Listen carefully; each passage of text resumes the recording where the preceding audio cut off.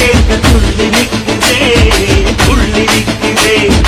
அதிகாரம் உன்னை என்ன செய்யும் ஆழவங்கள் உன்னை கண்டு அஞ்சும் தடைகளெல்லாம் பொடி பொடியாய் ஒருங்கும் மலைமுகடு முன்படிகள் ஆகும் தமிழினம் முழுவதும் உனது வெற்றிக்கு விரலீட்டும்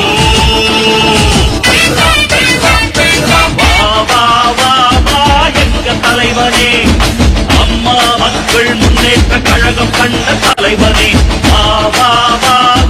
எங்க தலைவனே வழிநெடுகிற மனமலர்ந்திடு தலைவா ஒளிபிறத்திட முகமலர்ந்திடு தலைவா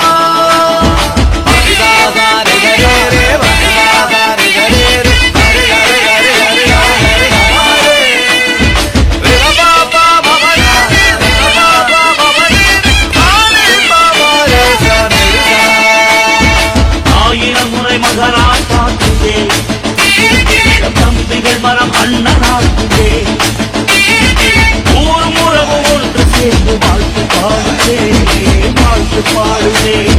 உழைக்கும் மக்கள் உரிமை பார்வையும் உழுத உழவன் உப்பு வேர்வையும் மனது தோழன் உன்னை கண்டு ஆர்ப்பரிக்குதே அடிபோடும் அந்த பகைவர் கூட்டம் முடிந்து போகும் விரைவில் அவரின் ஆட்டம் புயல் காக்கை எது எதிர்த்து நிற்கும் மலர்கள் எல்லாம் தூள் பறந்து ஓடும் நேர்மையும் கிழமையும் உனது தலைமையில் அரசாளும்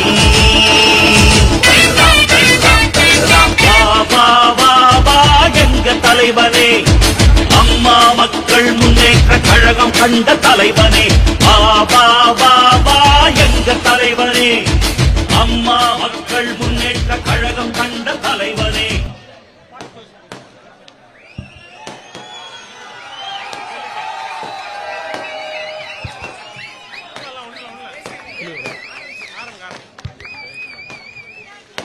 சிறப்பு வாய்ந்த பேரறிஞர் பெருந்தகை அண்ணா அவர்களின் பிறந்த நாளா பொதுக்கூட்டத்திற்கு வருகின்ற சிறப்பித்துக் கொண்டிருந்த கழக பொதுச் செயலாளர் அவர்களின் அனுமதியோடு இந்த பகுதியுடைய மண்ணின் மைந்தராக தமிழ்நாட்டின் முன்னாள் சபாநாயகராக இருந்த சொல்லின் செல்வர் ஐயா காளிமுத்து அவர்களின் அருந்தவ புதல்வர் கழக அம்மா பேரவையின் மாநில செயலாளர் கழக ஆட்சி மன்ற குழு உறுப்பினர் மதுரை ஒருங்கிணைந்த மாவட்ட கழக செயலாளர் கழக செய்தி தொடர்பாளர் அண்ணன் கா டேவிட் அண்ணாதுரை அவர்கள் சிறப்புரையாற்றுவார்.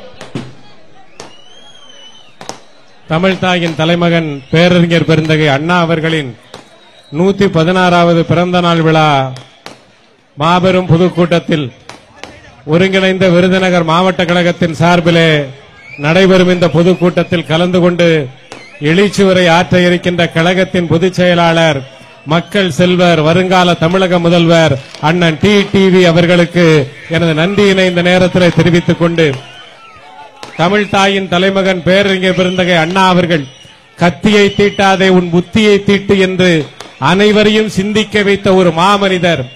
அவர் உருவத்திலே எளிமை இருக்கலாம், ஆனால் அவர் இந்திய அரசியலிலே முன்வைத்த கருத்து மிகவும் வலிமையான கருத்தாக இருந்த காரணத்தினால்தான் இன்றைக்கு அவரது 116வது பிறந்த நாளை இன்றைக்கு சிறப்போடு இந்த இடத்திலே நாம் கொண்டாடி கொண்டிருக்கின்றோம். அதுவும் இந்த இடத்தின் சிறப்பை பற்றி எனக்கு முன்னால் பேசியவர்கள் சொன்னது போல நமது வெம்பக்கோட்டை அணையை திறந்து வைத்து நம் புரட்சி தலைவர் எம்ஜிஆர் அவர்கள் உரையாற்றிய இதே இடத்திலே இன்றைக்கு நம் இதயங்களிலே நிறைந்திருக்கக்கூடிய நமது அன்பு அண்ணன் மக்கள் செல்வர் அண்ணன் டிடிவி அவர்கள் இங்கே உரையாற்ற இருக்கின்றார்கள்.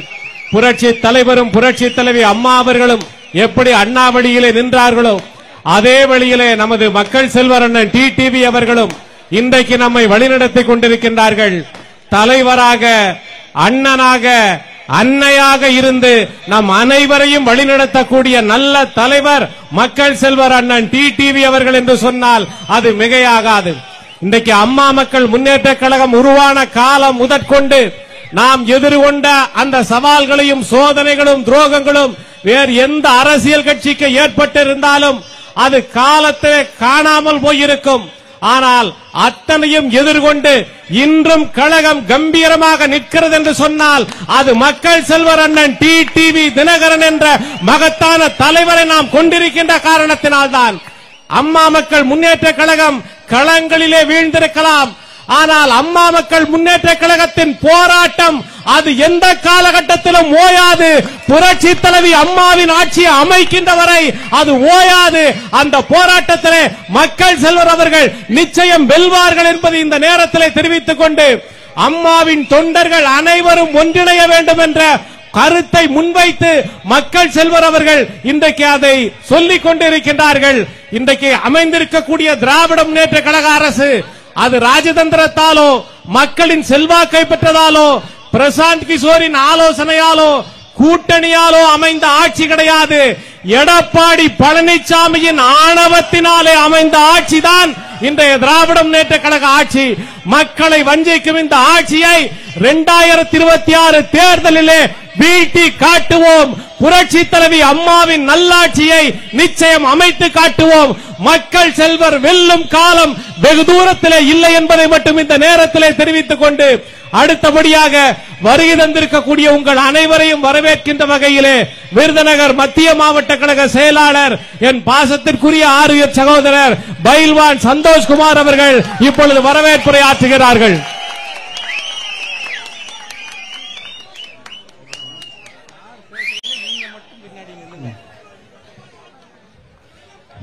அனைவருக்கும் வணக்கம்.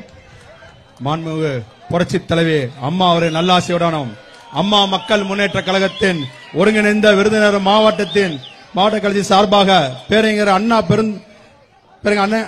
அவர்களின் 116 பிறந்தநாள் பொதுக்கூட்டம் சிறப்புரை ஆற்ற வருகை தந்துள்ள நம்ம கழகத்தின் பொதுச் செயலாளர், நமக்கு அனைவருக்கும் உள்ள ஒரே நாடி நம்ம மக்கள் செல்வர் அவர்களை வரவேற்று கழகத்தின் துணை பொதுச் செயலாளர், திருநெல்வேலி மண்டல பொறுப்பாளர், கயத்தார் ஒன்றிய பெருந்தலைவர், கடம்பூர் இளைய ஜமீன்தார், என்னுடைய அரசியல் ஆசான் எஸ் மாணிக்கராஜா அவர்களை வரவேற்று மதுரை புறநகர மாவட்ட கழக செயலாளர், கழக இதய தெய்வம் பேரவை செயலாளர், ஆட்சி மன்ற குழு உறுப்பினர், கழக செய்தி தொடர்பாளர் அண்ணன் டேவிட் அண்ணன் அவர்களை வரவேற்று கழக தேர்தல் பிரிவு செயலாளர் அண்ணன் விபி குமரேசன் அவர்களையும் வரவேற்று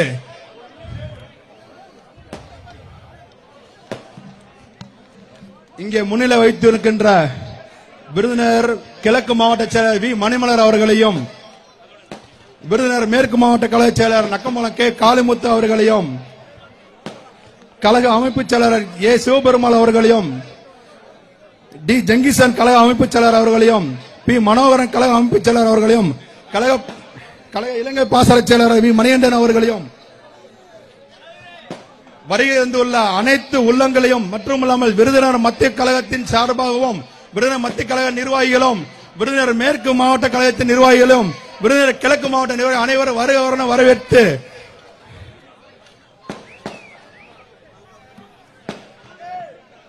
கழகத்தின் இருக்கக்கூடிய அனைத்து கழக ஊராட்சி ஒன்றிய பேரூர் கழக நிர்வாகிகள், மாவட்ட சார்பணி மாவட்ட கழக நிர்வாகிகள், மாவட்ட ஊராட்சி செயலர் அனைவரும் கழக தொண்டர்கள் அனைவரும் வரவேற்று கழக பொதுச் செயலாளருக்கு ஒரு அன்போடு வேண்டுகோள்.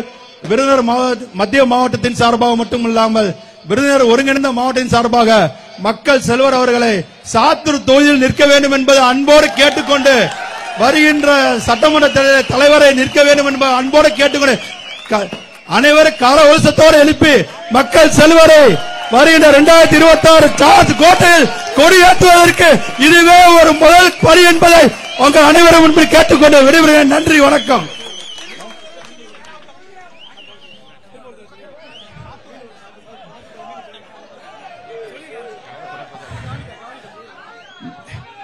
அனைவரும் கர எழுச்சத்தோடு 2026 சட்டமன்ற தேர்தலில் மக்கள் செல்வ சாத்தூர் தொகுதியில் நிற்க வேண்டும் என்பதை இந்த பரிகட்டோட முதல் பரிகட்டாக ஆக வேண்டும் என்பது இந்த சார்ஜ் கோட்டையில் 2026 தலைவர் தான் தேசிய கொடி ஏற்ற வேண்டும் என்பதை உறுதியோடு இருக்க வேண்டும்.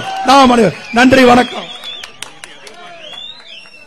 அடுத்தபடியாக கழகத்தினுடைய துணை பொதுச் செயலாளர், கயத்தாறு ஒன்றிய குழுவினுடைய பெருந்தலைவர், போற்றுதலுக்குரிய இனிய அண்ணன் எஸ்பி மாணிக்கராஜா அவர்கள் இப்பொழுது உரையாற்றுகிறார்கள்.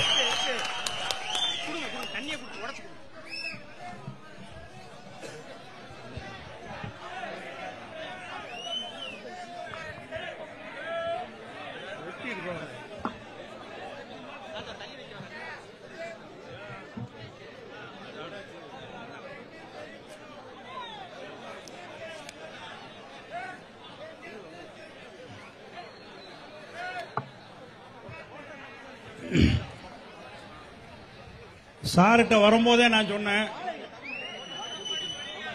வெப்பக்கோட்டை வீரமிக்கவங்க,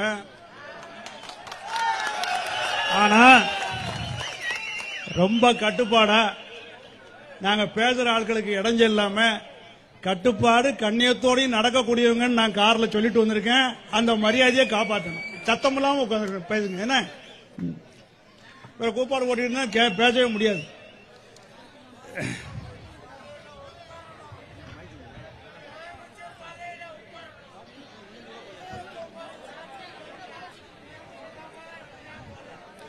அண்ணா அவர்களுடைய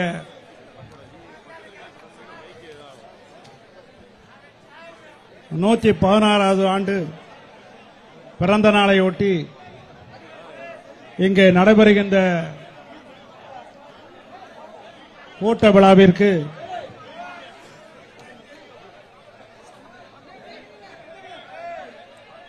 தலைமை பொறுப்பு போட்டிருக்கு.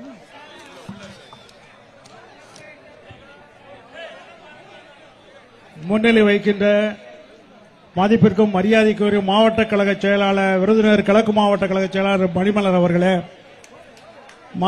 விருதுநகர் மேற்கு மாவட்ட கழக செயலாளர் காளிமுத்து அவர்களே, இந்த சிறப்பான விழாவை ஏற்பாடு செய்து சீரும் சிறப்பாக நடத்தி அத்தனை கட்சியை சார்ந்த நமது நிர்வாகிகள் அத்தனை நிர்வாகிகளையும் சேர்த்து கட்டுக்கோப்பாக இந்த மாவட்டத்திலே நடத்தி கொண்டிருக்கின்ற அன்புக்கும் பாசத்திற்கும் உரிய சகோதரர் பைல்வான் திரு சந்தோஷ்குமார் அவர்களே,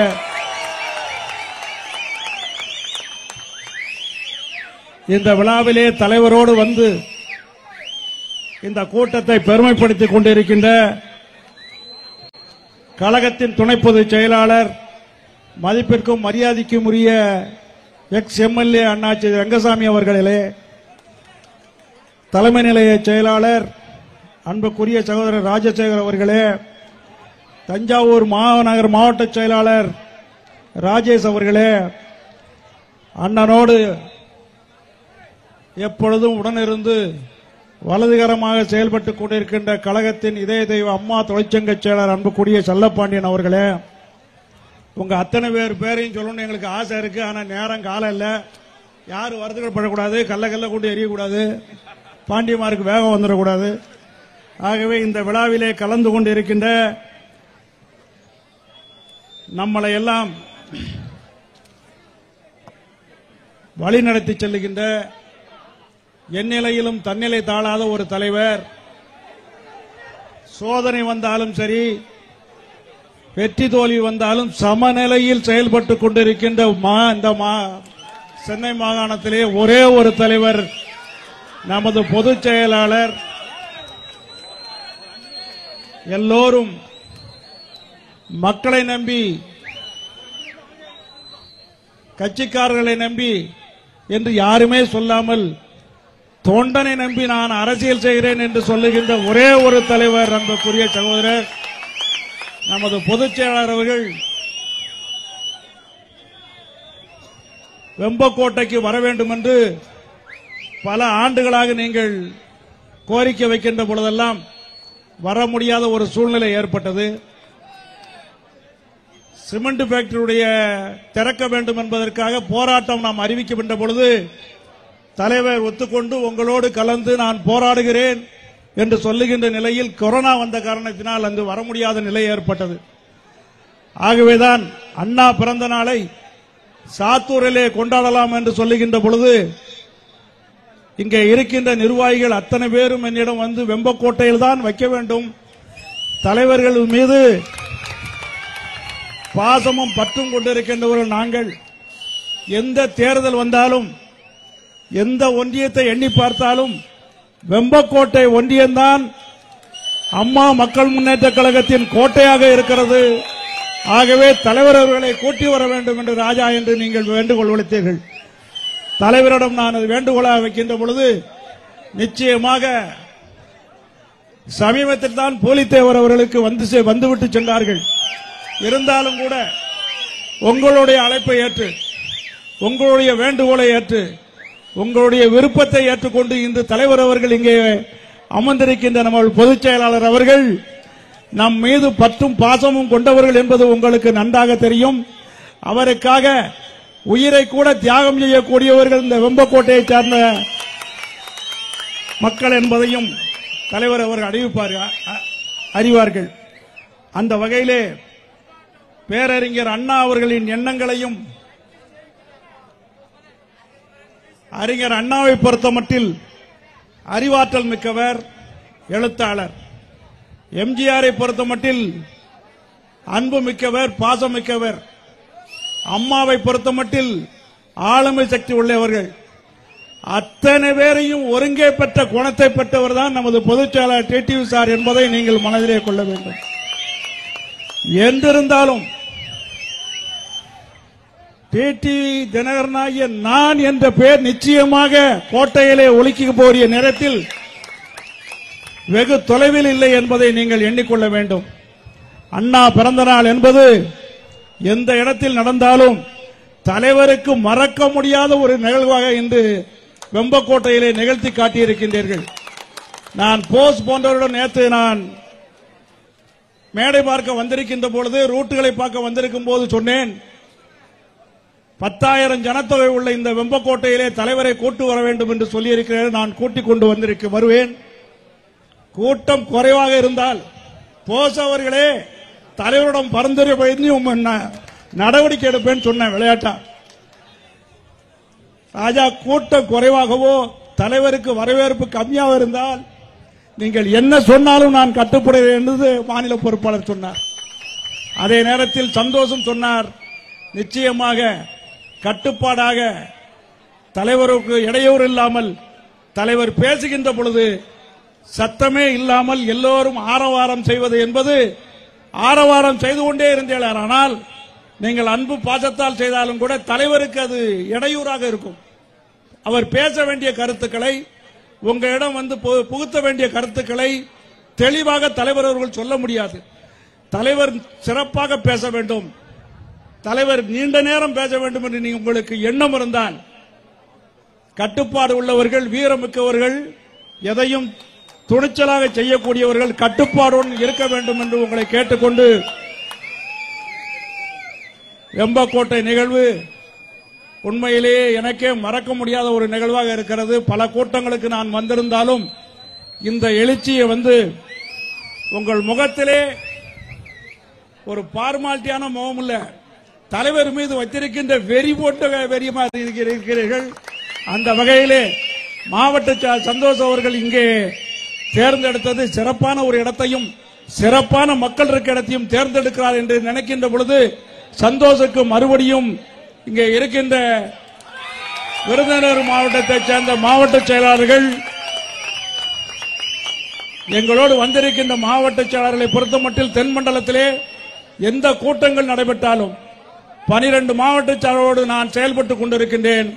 அத்தனை பேரும் ஒன்று திரண்டு எந்த கருத்து வேறுபாடுமின்றி ஒரு மண்டலத்திலே கூட்டம் நடக்கிறது என்றால் 12 மாவட்டத்திலிருந்து தொண்டர்களும் 12 மாவட்ட செயலாளர்களும் இங்கே கலந்திருக்கின்றீர்கள். அந்த அளவுக்கு பெருமை மிக்க இந்த கூட்டத்தில் நானும் கலந்து வாழ்த்துறை வாய்ப்பு கிடைத்ததற்கு மற்றற்ற மகிழ்ச்சி பெறுகிறேன். தலைவர் அவர்களுக்கு உரையாற்ற இருக்கிறார்கள். அமைதி காத்து உங்கள் ஆர்வத்தை எல்லாம் கொஞ்சம் கட்டுப்பாட்டில் வைத்து தலைவர் சொல்லுகின்ற கருத்தை கடைசி வரை கேட்கின்ற அளவிற்கு நாங்களும் ஆசையாக இருக்கிறோம். யாரையுமே நீங்க டிஸ்டர்ப் பண்ணிட்டீங்கன்னா பேச்சு அப்படியே நின்று போயிடும். இப்போ கொஞ்சம் அமைதியா இருந்திருக்கீங்க, பின் கோயிட்டா இருக்கணும். தலைவர் பேச்சு முடிச்ச பிறகு எவ்வளவு கைத்தட்ட முடியுமோ, உனக்கு எவ்வளவு பலம் இருக்கோ தட்டிக்கோ. அந்த வகையில் உங்கள் அத்தனை பேருக்கும் நன்றி கூறி, இந்த மாவட்ட கழக நிர்வாகிகள், விருதுநகர் மாவட்ட சார்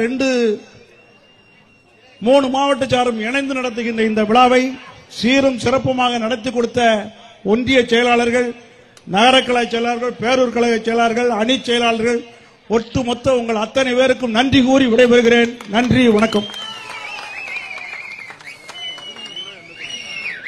நாம் ஆவலோடு எதிர்பார்த்துக் கொண்டிருக்கும் கழகத்தினுடைய பொதுச் செயலாளர் மக்கள் செல்வர் நம் அன்புக்குரிய ஆருயிர் தலைவர் அண்ணன் டிடிவி அவர்கள் இப்பொழுது அண்ணா பிறந்த நாள் விழா பொதுக்கூட்ட பேருரை ஆற்றுகிறார்கள்.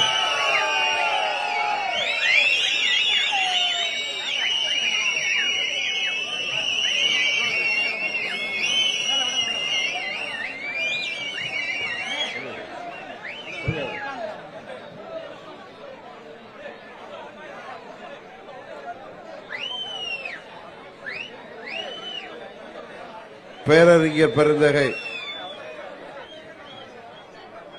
புரட்சி தலைவரால் அன்போடு அமரர் அண்ணா என்று புகழப்படுகின்ற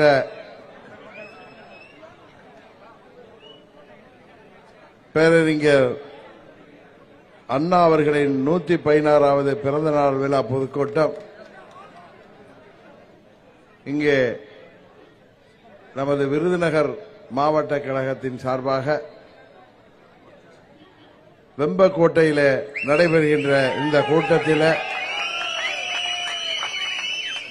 தலைமை பொறுப்பை ஏற்றிருக்கின்ற கழகத்தின் துணை பொதுச் செயலாளர் அன்பு சகோதரர் எஸ்பி மாணிக்கராஜா அவர்களே,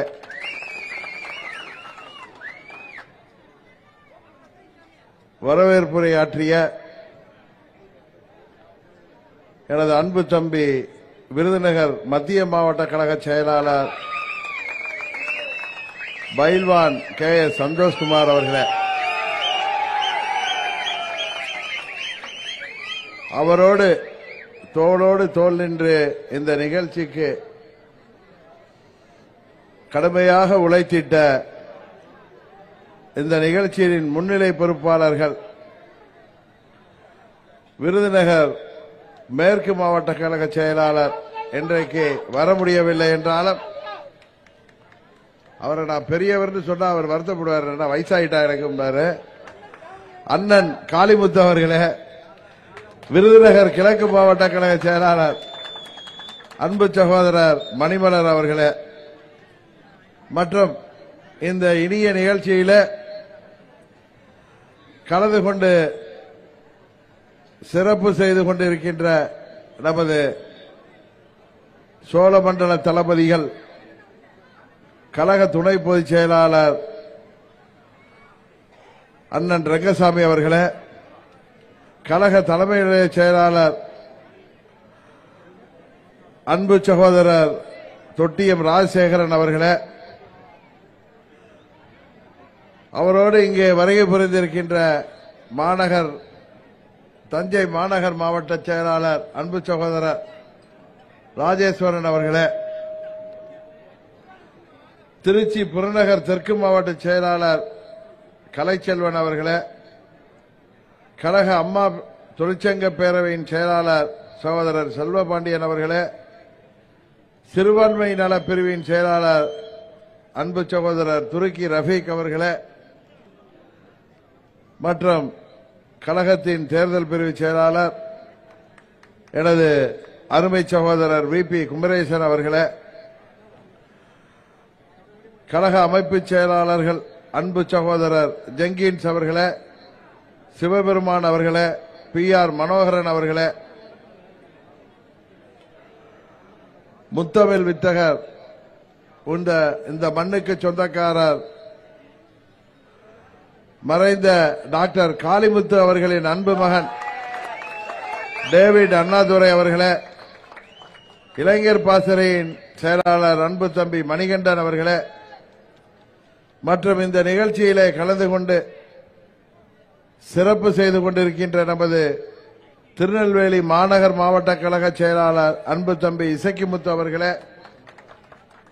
புறநகர் மாவட்ட கழக செயலாளர் அன்பு சகோதரர் ஆசீர் அவர்களே, தென்காசி வடக்கு மாவட்ட கழக செயலாளர் அன்பு சகோதரர் வினோத் அவர்களே, தென்காசி தெற்கு மாவட்ட கழக செயலாளர் அருமை சகோதரர் அருணகிரி அவர்களே, தூத்துக்குடி மாநகர் மாவட்ட கழக செயலாளர் அன்பு சகோதரர் பிரைட்டர் அவர்களே, புறநகர் மாவட்ட கழக செயலாளர் அன்பு தம்பி சாலமோன் மணிராஜ் அவர்களே, கன்னியாகுமரி கிழக்கு மாவட்ட கழக செயலாளர் அன்பு சகோதரர் ராகவன் அவர்களே, மத்திய மாவட்ட கழக செயலாளர் அருமை சகோதரர் ஸ்டீபன் அவர்களே, மேற்கு மாவட்ட கழக செயலாளர் அன்பு சகோதரர் ஸ்டெல்லஸ் அவர்களே, மற்றும் நமது விருதுநகர் மாவட்டத்தைச் சேர்ந்த நிர்வாகிகள், கழகத்தின் புரட்சித் தலைவர் எம்ஜிஆர் மன்ற இணைச் செயலாளர் அன்பு சகோதரர் ஜெயச்சந்திரன் அவர்களே, எம்ஜிஆர் மன்ற துணை செயலாளர் சகோதரர் பாலன் அவர்களே, கழக புரட்சித் தலைவர் எம்ஜிஆர் மன்ற துணை செயலாளர் சுபாஷ் சந்திரபோஸ் அவர்களே, எம்ஜிஆர் மன்ற துணை செயலாளர் திருநெல்வேலி மாநகர் மாவட்ட கழக துணை செயலாளர் ஆவின் அண்ணாசாமி அவர்களே, எம்ஜிஆர் மன்றத்தின் துணை செயலாளர் சகோதரர் பூலோக பாண்டியன் அவர்களே, கழக மகளிர் அணியின் துணைத் தலைவர் அன்பு சகோதரி கவிதா ஜனசேகரன் அவர்களே, இதய தெய்வம் அம்மா பேரவையின் இணைச் செயலாளர் டாக்டர் ஆறுமுகசாமி அவர்களே, மகளிர் அணியின் துணைச் செயலாளர் சகோதரி சண்முககுமாரி அவர்களே, தொழிற்சங்க பேரவையின் தலைவர் சகோதரர் பரமசிவன் அவர்களே, வழக்கறிஞர் பிரிவு துணைச் செயலாளர் சகோதரர் ஞானசங்கர் அவர்களே, சிறுபான்மையினர் நலப்பிரிவு துணைத் தலைவர் முகமது என்கிற ராஜா அவர்களே, சிறுபான்மை நலப்பிரிவு பொருளாளர் ஐயூப் அவர்களே, விவசாய பிரிவின் துணைத் தலைவர் ஊசி காட்டான் அவர்களே, மருத்துவனின் இணைச் செயலாளர் திருமதி கார்த்திகா ராஜா அவர்களே, கழக அமைப்பு சாரா ஓட்டுநர் அணி செயலாளர் பெரியசாமி அவர்களே, இளைஞர் பாசறை பொருளாளர் முருகன் அவர்களே, இளம்பெண்கள் பாசறையின் தலைவர் சகோதரி சங்கீத பிரியா சந்தோஷ்குமார் அவர்களே, தகவல் தொழில்நுட்ப பிரிவு ஆண்கள் பிரிவின் துணைத் தலைவர் ராஜ்மோகன் அவர்களே,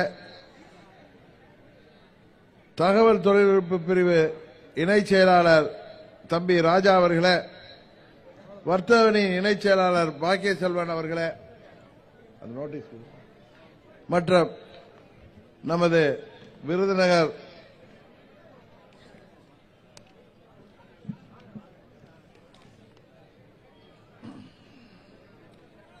மத்திய, கிழக்கு மற்றும் மேற்கு மாவட்டத்தைச் சேர்ந்த மாவட்ட கழக நிர்வாகிகளே, சார்பு அணியின் நிர்வாகிகளே, ஒன்றிய, நகர, பேரூராட்சி, நகராட்சியைச் சேர்ந்த நிர்வாகிகளே, நன்றி உரை ஆற்ற இருக்கின்ற வெம்பக்கோட்டை மேற்கு ஒன்றிய கழக செயலாளர் துர்க்கையாண்டி அவர்களே, மற்றும் நமது விருதுநகர் கிழக்கு, மேற்கு, மத்திய மாவட்ட கழகத்தைச் சேர்ந்த அனைத்து கழகம் மற்றும் அனைத்து சார்பு அணிகளைச் சேர்ந்த நிர்வாகிகளே, கழகத்தின் ஆணிவர்களாகிய செயல் வீரர்களே, வீராங்கனைகளே, பெரியோர்களே, தாய்மார்களே, ஊடகத்துறையைச் சேர்ந்த நண்பர்களே, காவல்துறையைச் சேர்ந்த நண்பர்களே, உங்கள் அனைவரையும் இந்த சிறப்பு இந்த வெம்பக்கோட்டை நகரிலே சந்திப்பதிலே நான் மிகவும் பெருமைப்படுகிறேன். காரணம், 5000 ஆண்டுகளுக்கு முன்பே இங்கே மனிதர்கள் எவ்வளவு நாகரிகமாக வாழ்ந்திருக்கிறார்கள் என்பதை அறிகின்ற விதமாக இங்கே அகழ்வாராய்ச்சி செய்யப்பட்டு அம்மா அவர்களால் கண்காட்சி, அம்மா அவர்கள் காலத்திலே தொல்லியல் துறை மூலம் அகழ்வாய்வு பணிகள் தொடங்கப்பட்டு அதன் மூலம் கிடைத்த அந்த தொன்மையான பொருட்களை கொண்டு வெம்பக்கோட்டையிலே கண்காட்சி அமைக்கப்பட்டுள்ளதிலிருந்தே இது எவ்வளவு சரித்திர புகழ் வாய்ந்த பகுதி என்பதும் எவ்வளவு தொன்மையான பாண்டி நாட்டு பகுதி என்பதும் உண்மையிலேயே நமக்கு பெருமை அளிக்கிறது. அதுபோல குறுநில மன்னர்களான சேதுபதி அவர்கள், பாண்டி சேதுபதி ஆகியோரால் ஆட்சி செய்யப்பட்ட வெம்பக்கோட்டையில 500 ஆண்டுகளுக்கு முன்பு கட்டப்பட்ட அருள்மிகு மீனாட்சி சுந்தரேஸ்வரர் ஆலயம் உள்ளது. விருதுநகர் என்றாலே நமக்கெல்லாம் ஞாபகம் வருகின்ற பெருந்தலைவர் காமராஜர் அவர்களால், படிக்காத மேதை காமராஜர் அவர்களால் நான் பிறந்த 63வது ஆண்டிலேயே இங்கே வைப்பாற்றின் குறுக்கே கட்டப்பட்ட பாலத்தின் அருகிலே இந்த கூட்டம் நடைபெறுகிறது. நமது முத்தமிழ் வித்தகர் டாக்டர் காளிமுத்து அவர்களின் முயற்சியால் இந்த வெம்பக்கோட்டை நீர்த்தேக்க அணையை புரட்சி தலைவர் அவர்கள் இங்கே கட்டி தந்து அந்த 86 காலகட்டத்திலேயே 5 கோடி ரூபாய்க்கு நிதி ஒதுக்கி இந்த பகுதியிலே கட்டப்பட்ட அந்த அணை புரட்சி தலைவர் அவர்களின் திருக்கரங்களால் திறக்கப்பட்டு அந்த சமயத்திலே இதே இடத்திலே புரட்சி தலைவர் அவர்கள் இங்கே சிறப்புரை ஆற்றினார் என்பதை கேள்விப்படும்போது உண்மையிலேயே பெருமையாக இருக்கிறது. இன்னும் இந்த பகுதிக்கு பல்வேறு பெருமைகள் இருக்கிறது. எப்படி நான் பிறந்த தஞ்சை மண்ணிலே சோழர்கள் காலத்திலே பல ஆயிரக்காண்டு சரித்திரம் இருக்கிறதோ அதுபோல பாண்டியர்களுக்கான 5000 ஆண்டுகளுக்கு மேலான சரித்திரத்தை உள்ள பகுதி இது. நிறைய கிராமங்களை உள்ளடக்கிய பகுதி. இந்த மாவட்டத்திலே இந்த பகுதியிலே பட்டாசு தொழில் முக்கியமான தொழிலாக விளங்கிக் கொண்டிருக்கிறது. இங்கே அருகிலே உள்ள சிவகாசி மற்றும் சாத்தூருக்கு செல்வதென்றால் இத்தனை மக்கள் தொகை உள்ள பல கிராமங்களை உள்ளடக்கிய வெம்பக்கோட்டை பகுதியில் இதுவரை பேருந்து நிலையம் இல்லை என்பதை கேள்விப்படும் பொழுது உண்மையிலேயே வருத்தமாக இருக்கிறது. இங்கே ஆட்சி செய்பவர்கள் காதிலே இது விழ வேண்டும். இந்த மாவட்டத்திலே 2 அமைச்சர்கள் இருக்கிறார்கள். இந்த பகுதியில் மக்கள் வெயிலிலும் மழையிலும் பேருந்துக்காக காத்திருப்பதை முடிவு கட்டுகின்ற விதமாக இந்த பகுதியில் சொச்சம் இருக்கின்ற 1.5 ஆண்டுகளுக்குள்ளாவது இந்த பகுதியிலே அவர்கள் பேருந்து நிலையம் அமைக்க வேண்டும். இல்லை என்றால் அதற்கு பிறகு அமைகின்ற நமது தேசிய ஜனநாயக முற்போக்கு கூட்டணி ஆட்சியில இங்கே உறுதியாக நாம் இந்த பகுதி மக்களின் நீண்ட நாள் கோரிக்கையாகிய பேருந்து நிலையத்தை உறுதியாக அமைத்து தருவோம் என்றதை இந்த நேரத்தில் நான் தெரிவித்துக் கொள்கின்றேன். பேரறிஞர் அண்ணா எல்லாருக்குமே தெரியும். மிகவும் படித்தவர், சிறந்த அறிவாளி, பேச்சாற்றல் மிக்கவர், எழுத்தாற்றல் மிக்கவர். அவர் பாராளுமன்ற உறுப்பினராக சிறப்பாக பணியாற்றியவர். சட்டமன்றத்திலே அவர் பேச எழுந்தால் சட்டமன்றமே அந்த பேரவையே அதை என்ன பேசுகிறார் என்று உற்று நோக்குகின்ற அளவுக்கு சிறப்பான கருத்துக்களை எடுத்து கூறக்கூடியவர். கடமை கண்ணியம் கட்டுப்பாட்டை உருவாக்கியவர். அவருடைய கருத்துக்கள் இன்றளவும் புத்தகங்களாக எல்லோராலும் படிக்கப்பட்டு அவை பின்பற்றப்படுகின்றன. ஆனால் அவர் ஆரம்பித்த கட்சி, அவர் கழகமே குடும்பம் என்று திராவிட முன்னேற்ற கழகத்தை சொல்வார். ஆனால் இன்றைக்கு அவருக்கு பின்பு அந்த கட்சியை நடத்துபவர்கள் அவர்களது குடும்பத்திற்காகவே அந்த கட்சியை இன்றைக்கு நடத்தி கொண்டிருக்கிறார்கள். பேரறிஞர் அண்ணா அவர்கள் யாரையும் புண்படுத்துகின்ற விதமாக என்றைக்குமே பேசியதில்லை. எந்த ஒரு கருத்தையும் யாரையும் விமர்சிக்கின்ற பொழுது கூட அவர் மிகவும் நாகரிகமாக, யாருமே மனம் புண்படாத அளவிற்கு, அதே நேரத்தில் தனது கருத்துக்களை ஆழமாக அழுத்தமாக பதிய வைக்கக்கூடியவர். மாற்றான் தோட்டத்து மல்லிகைக்கும் மனம் உண்டு என்று பேரறிஞர் அண்ணா அன்றைக்கு சொன்னார். ஆனால் அவர் வழியிலே வந்தவர்களாக இன்றைக்கு திராவிட மாடல் ஆட்சி என்று சொல்லிக் கொண்டிருப்பவர்கள், அவர்களுக்கு எதிராக யார் பேசினாலும் சரி, எப்படியாவது அவர்களை கைது செய்ய வேண்டும் என்று அவர்கள் பின்னால் அலைந்து கொண்டிருக்கிறார்கள். இதுதான் அண்ணாவின் வழிவந்தவர்கள் என்று சொல்பவர்கள் செய்கின்ற ஆட்சி. இன்னும் சொல்ல போனால் அண்ணா அவர்கள் நேர்மையான ஆட்சியை தந்தவர்கள். ஆனால் அவர் பெயரை சொல்லிக் கொண்டிருக்கிற திமுக விஞ்ஞானபூர்வமான ஊழலுக்கு பெயர் பெற்ற கட்சி என்பது எல்லோருக்கும் தெரியும். அண்ணாவின் கட்சியும் சரி, அண்ணா அவர்களின் பெயரிலே இறங்குகின்ற கட்சியும் சரி, இன்றைக்கு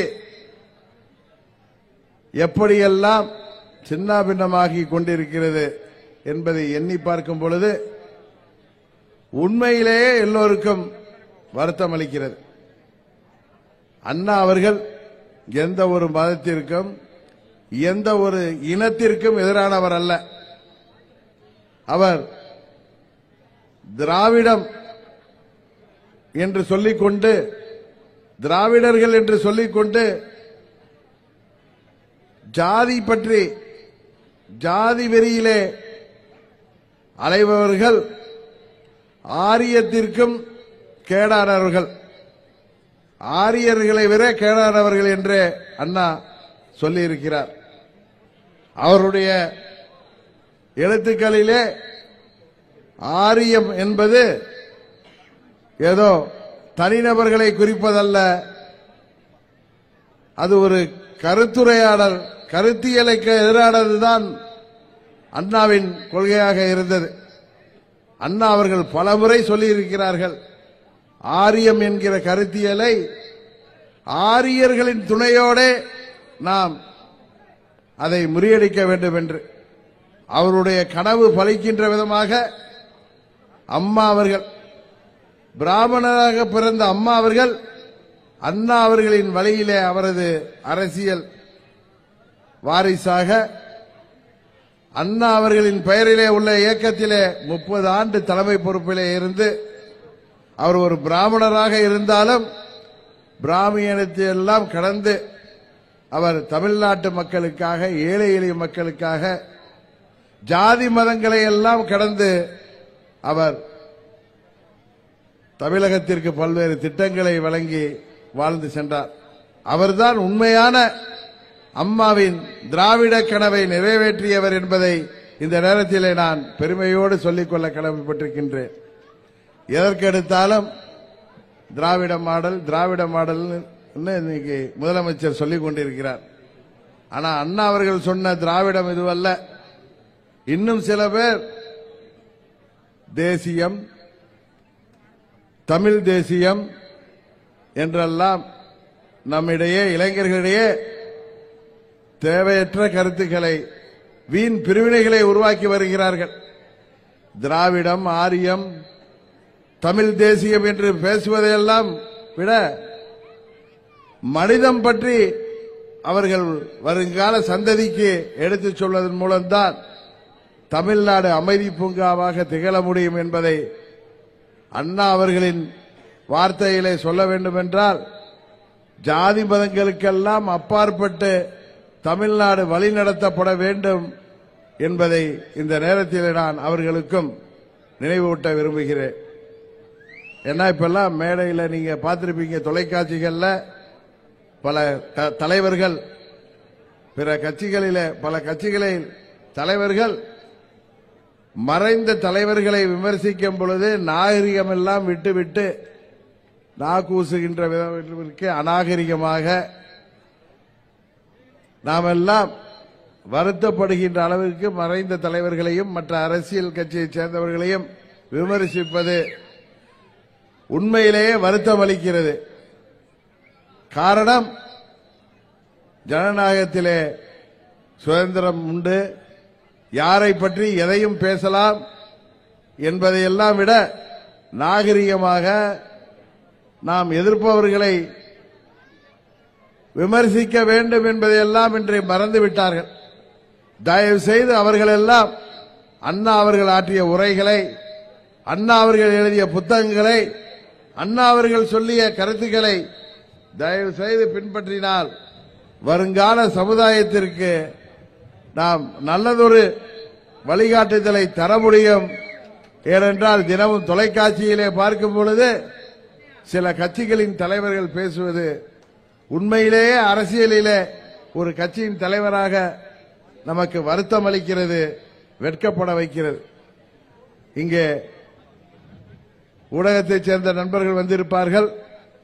அவர்களின் கேள்விக்கு பதிலளிக்கும் பொழுது சில கட்சியின் தலைவர்கள் அவர்களை ஒருமையில் பேசுவதும், அவர்களிடம் தகாத வார்த்தைகளில் பேசுவதும் இன்றைக்கு தினசரி தொலைக்காட்சிகளே பார்க்கின்ற பழக்கமாகிவிட்டது. இன்னும் சில கட்சி தலைவர்கள் இருக்கிறார்கள், இந்த சோசியல் மீடியாவில் அவர்கள் தங்களை விளம்பரப்படுத்திக் கொள்வதற்காகவும் இந்த யூடியூப் சேனல்கள் எல்லாம் நடத்துபவர்கள் சில கட்சியைச் சேர்ந்தவர்கள், சில அரசியல் தலைவர்கள் தங்களுக்கு வருமானத்திற்காகவும் அவர்கள் யாரை பற்றி என்ன வேண்டுமானாலும், எந்த வார்த்தைகளை வேண்டுமானாலும் சிறிதும் நாகரிகம் என்று பேசக்கூடிய இந்த காலகட்டத்திலே வசவாளர்களும் வாழ்க என்று அண்ணா அவர்கள் அன்றைக்கே சொன்னதை தயவு செய்து அவர்கள் படித்து பார்க்க வேண்டும். அண்ணா எப்படி கண்ணியமான மேடை பேச்சும் எழுத்தும் அவர் சமுதாயத்திற்கு கொடுத்து சென்றார் என்பதை அவர்கள் உணர வேண்டும். வருங்கால சமுதாயம் இன்றைக்கு தமிழ்நாட்டிலே நடைபெற்றுக் கொண்டிருக்கின்ற இந்த மக்கள் விரோத துரோக ஏமாற்று ஆட்சியில அனைத்து தரப்பு மக்களுமே இன்றைக்கு பாதிக்கப்பட்டிருக்கிறார்கள். ஏற்கனவே அம்மா அவர்கள் மறைவுக்கு பிறகு நல்ல ஆட்சி தருவார் என்று நாம் அம்மாவின் மறைவிற்கு பிறகு கொண்டு வந்த நமது அண்ணன் பழனிசாமி அந்த ஆட்சியை எப்படி நடத்தினார் என்பது உங்களுக்கு தெரியும். அவர் ஏதோ ஒரு கமிஷன் பண்டி மாதிரி, புரோக்கரேஜ் கம்பெனி மாதிரி, கான்ட்ராக்ட் கம்பெனி மாதிரி, வணிக நிறுவனம் மாதிரி நடத்திய காரணத்தினால் அந்த ஆட்சி மீது மக்களுக்கு வந்த கோபத்தால் திமுக திருந்தி இருப்பார்கள் என்று நம்பி ஆட்சி பொறுப்பை கொடுத்தார்கள். திமுகவும் 10 ஆண்டுகளாக அவர்கள் காத்து கிடந்தது போல பழனிசாமி ஏற்படுத்தி கொடுத்த வாய்ப்பை பயன்படுத்தி 10 ஆண்டுகளுக்கு பிறகு வாராது வந்த மாமணியாய் ஆட்சி கிடைத்தது என்று வந்து உட்கார்ந்தவர்கள் காய்ந்த மாடு கம்பில் கரும்பு தோட்டத்தில் பூந்த மாதிரி இன்னைக்கு திமுகவின் செயல்பாடு இருக்கு. இன்றைக்கு கூட செய்திகளில் பார்க்கிறோம், மணல் கடத்தலை தடுக்க சென்ற காவல்துறை சேர்ந்த நண்பர்களையே தாக்கி இருக்கிறார்கள். அதுபோல எங்கு பார்த்தாலும் போதை மருந்து வியாபாரம், இளைஞர்களை மாணவர்களை குறிவைத்து கஞ்சா, போதை மருந்து இதெல்லாம் குறிவைத்து அவர்கள் மீது தாக்கப்படுகிறது. வருங்கால சமுதாயம் இன்றைக்கு போதைக்கு அடிமையாகின்ற ஒரு அபாயகரமான சூழ்நிலை தமிழ்நாடு சென்று கொண்டிருக்கிறது என்பது உங்களுக்கு தெரியும். அடிக்கடி தொலைக்காட்சியில் பார்க்கிறோம், விருதுநகர் பகுதியில் இதுபோல எத்தனை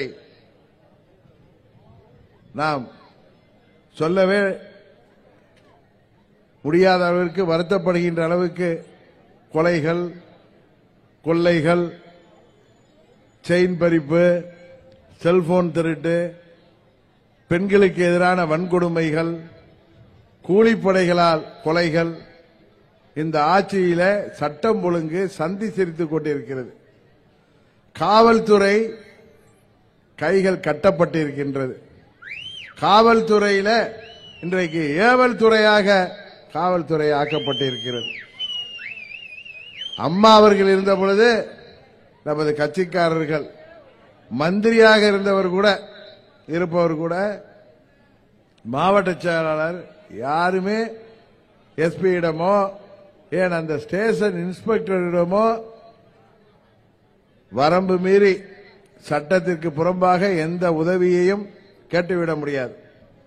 ஆனால் இன்றைக்கு திமுக ஒரு கிராமத்தில் உள்ள ஒரு வட்ட செயலாளரை ஒரு கிளைக்கழக செயலாளர் கூட அங்கு உள்ள ஸ்டேஷன்ல இன்ஸ்பெக்டர் மிரட்டுகின்ற ஒரு சூழல் எழுகிறது.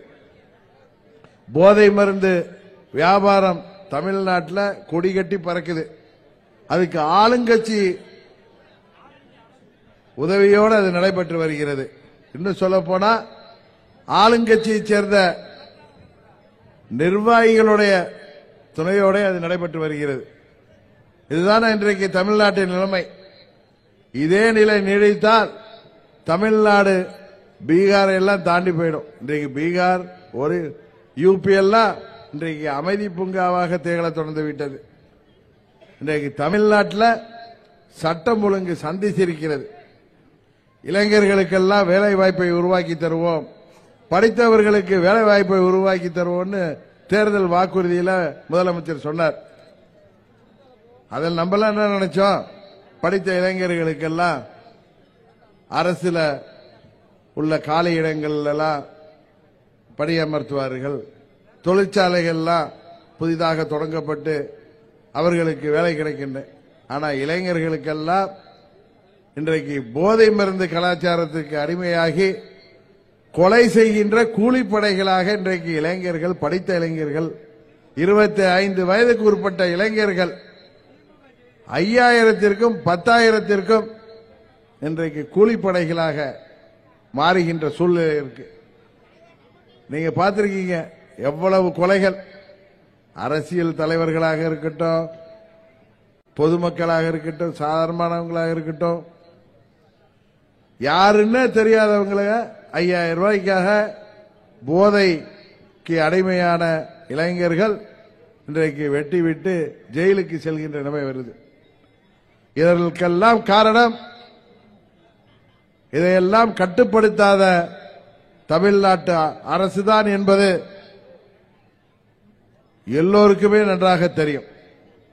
அவர்களை பொறுத்தவரை அவரது குடும்பத்திற்கு பாதுகாப்பாக இருந்தால் போதும். இன்னைக்கு ஸ்டாலின் அவர்களின் குடும்பத்தை தவிர யாருக்குமே தமிழ்நாட்டில் பாதுகாப்பு இல்லை என்பதுதான் உண்மை.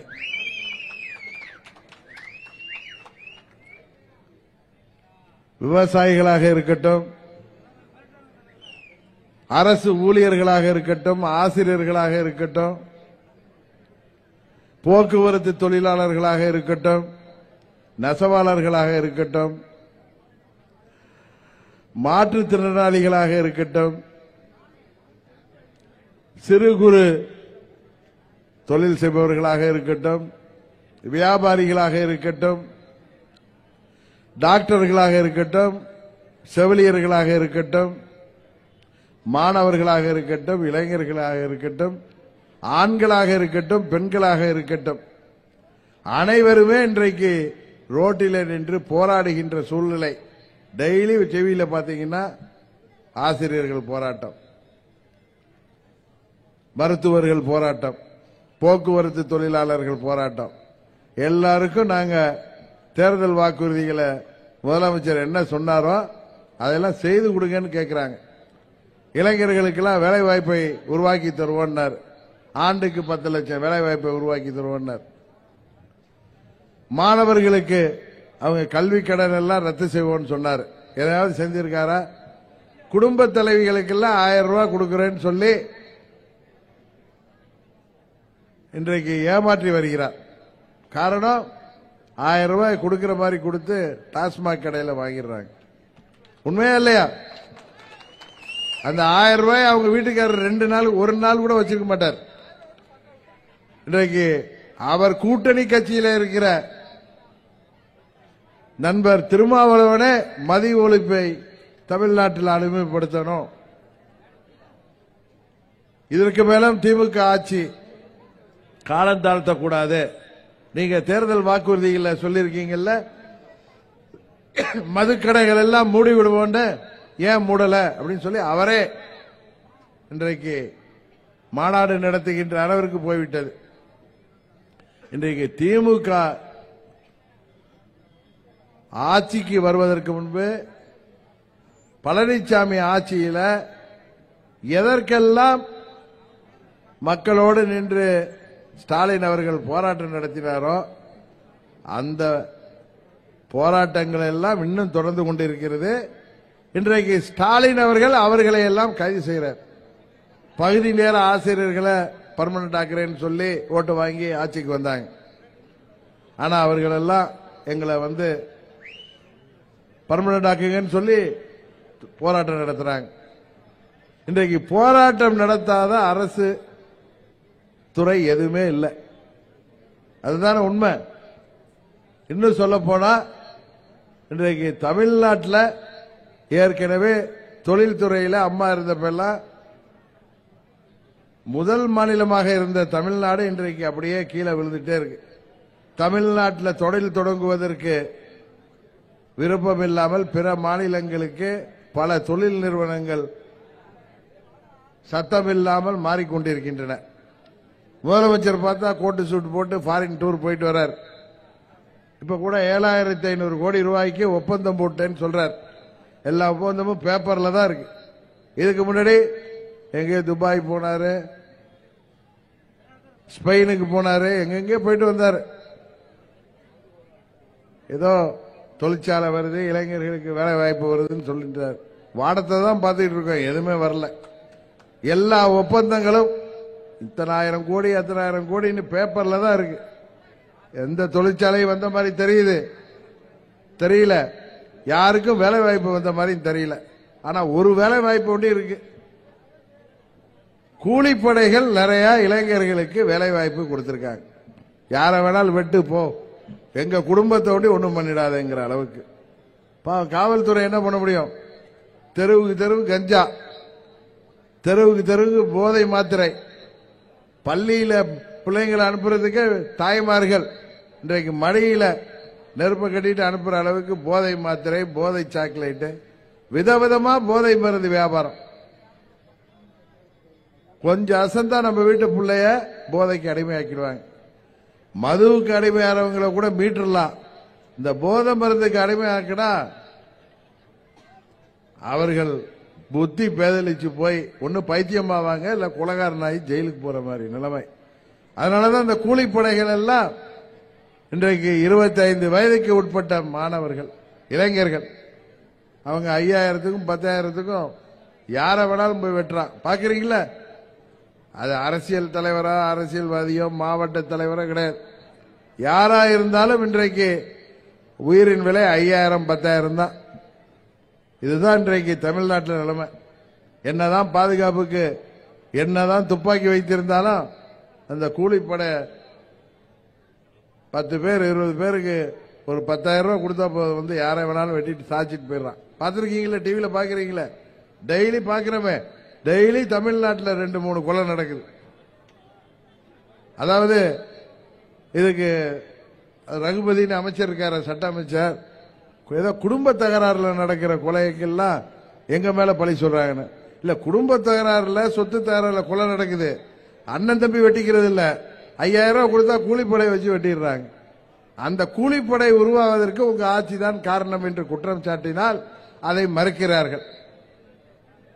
இன்னும் இந்த ஆட்சியில இவர்கள் இன்றைக்கு முதலமைச்சரும் சரி, அவருடைய பையன் இருக்கார குட்டி முதலமைச்சர், மத்தியில் ஆளுகின்ற மோடி அவர்களையும் சரி, மத்திய அமைச்சரையும் சரி, பாஜகவையும் சரி, வெளியில பேசுவாங்க மேடையில். ஆனா அவங்கள்ட்ட மண்டிட்டு நிற்கிறார்கள். காரணம், மடியில கணம். நேற்றைக்கு கூட காரைக்குடியில் என்கிட்ட ஊடக நண்பர்கள் கேட்டாங்க, 3-4 நாட்களாக மதுரை மண்டலத்தில் உதயநிதி ஸ்டாலின் அவர்கள் சுற்றுப்பயணம் வந்திருக்காரு, அவர் முகம் மிகவும் இறுக்கமாக இருக்க. இறுக்கமா இருக்க உங்களுக்கு தானே தெரியும் அப்படின்னு. இல்ல இறுக்கமா இருக்க நீங்க பாக்கலையா டிவியில, காரணம் என்னன்னு கேட்டாங்க. சொன்னா மடியில கணம் ரொம்ப இருக்கு, அதனால டெல்லியை பார்த்து பயம் இருக்கலாம், அதனால முகம் இறுக்கமா இருக்கு. அந்த அளவுக்கு அவர்கள் இன்றைக்கு தமிழ்நாட்டிலே ஊழல் முறைகேடுகள். இங்க கூட உங்களுக்கு தெரியும், நம்ம பெரியவர் கே சார் நம்ம கட்சியிலிருந்து வந்தவர் தான். அவர் மேல இன்றைக்கு சுப்ரீம் கோர்ட் வரைக்கும் போய் கேஸ். அவர் இன்னொரு அமைச்சர் இருக்காரு, மின்சாரத்துறை அமைச்சர், அவர் மேலேயும் வழக்குகள். இன்றைக்கு இந்த ஆட்சியில ஆட்சி இருக்கிற வரைக்கும் தான் இவர்களுக்கு பாதுகாப்பு. 26 வந்து இவங்க இப்ப பார்லிமெண்ட் எலெக்ஷன்ல ஓட்டுக்கு 500 1000 கொடுத்து ஏழை எளிய மக்களை ஓட்டுகளை வாங்குற மாதிரி, பாராளுமன்றத்தில் வாங்குற மாதிரி சட்டமன்ற தேர்தலில் நிச்சயம் முடியாது. 500க்கு 1000க்கு ஓட்டு போடுவீங்களாமா? 500க்கு 1000க்கு ஓட்டு போடுவீங்களா நீங்க? அது உங்க பணம். உங்க பணத்தை அவங்க கொள்ளையடிச்சு உங்களுக்கே கொடுக்கிறாங்க. எப்படியோ பாராளுமன்றத்தில் தேர்தலில் நிறைய இடங்கள்ல இந்த 1000 ரூபாய் நிறுத்திடுவேன் நீங்க ஓட்டு போடலன்னு சொல்லி மிரட்டியே ஓட்டு வாங்கியிருக்காங்க. இன்னொன்னு கூட்டணி பலம்னு சொல்லி நம்மால் வெற்றி பெற முடியவில்லை. ஆனா 26 தேர்தலில் ஒரு மாற்றம் வரும். உறுதியா மோடி அவர்களின் தலைமையிலான நமது என்டிஏ கூட்டணி, தேசிய ஜனநாயக கூட்டணி உறுதியாக தமிழ்நாட்டில் ஆட்சி அமைப்போம்.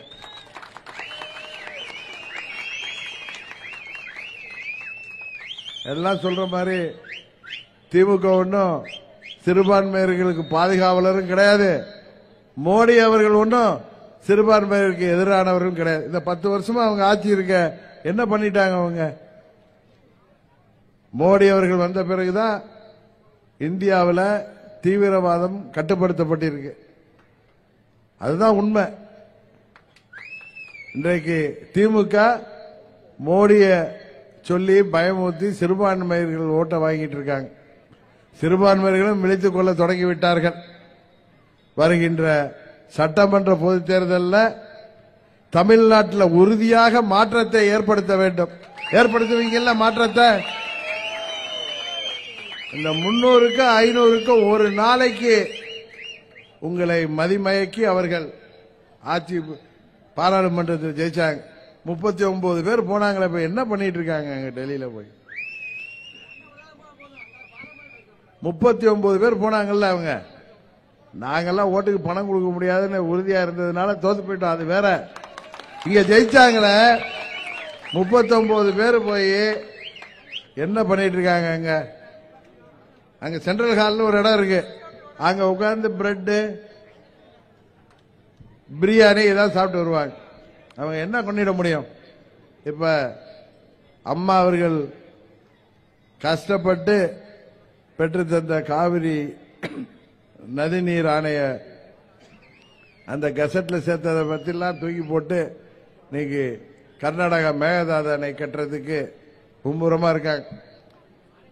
இவங்க நினைச்சா சோனியா காந்தி அம்மாட்டையும் அவர் ராகுல் காந்திகிட்டையும் சொல்லி தமிழ்நாட்டின் ஜீவாதார பிரச்சனை நீதிமன்றம், உச்ச நீதிமன்றம் சொல்லி இருக்கிறபடி அவர்களுக்கு தண்ணி கொடுக்கணும், நமது உரிமை, அதை கொடுக்கணும்னு அவங்கள்ட்ட சொன்னா அந்த சீதாராமையா வாய்ப்பொத்திட்டு போக மாட்டாரா? தாவி குதிக்கிறாங்க.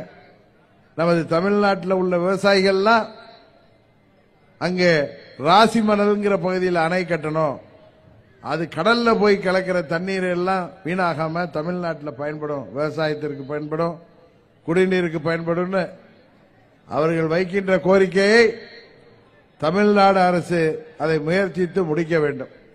கர்நாடகாவில் தமிழ்நாடு அனுமதி கொடுக்கலன்னா அணை கட்ட முடியாது. ஆனா தமிழ்நாடு இதுதான் கடைசி ஸ்டேட், உங்களுக்கு தெரியும்.